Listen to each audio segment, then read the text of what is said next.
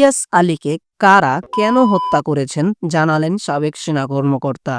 বিএনপির সাবেক সাংগঠনিক সম্পাদক ও সিলেট ২ আসনের বারবার নির্বাচিত এমপি ইলিয়াস আলী ২০১২ সালের ১৭ এপ্রিল ঢাকার বনানীর বাসায় ফেরার পথে গাড়ি চালক আনসার আলীসহ নিখোঁজ হন।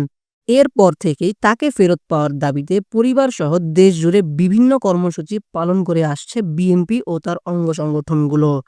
তার গুমের দীর্ঘদিন পর তাকে নিয়ে কথা বলেছেন সাবেক সেনা কর্মকর্তা মেজর মিজানুর রহমান। শেখ হাসিনার সরাসরি নির্দেশে ইলিয়াস আলীকে হত্যা করা হয়। যুগান্তর ডিজিটালকে দেওয়া একান্ত সাক্ষাৎকারে তিনি এ কথা বলেন।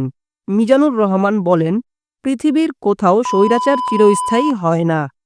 শেখ হাসিনার ক্রসফায়ারের নামে যেভাবে আমাদের ইলিয়াস আলী ও চৌধুরী আলমের মতো অসংখ্য প্রতিপক্ষকে হত্যা করা হয়েছে। আজকের আরেকটা জিনিস আমি বলে দিই।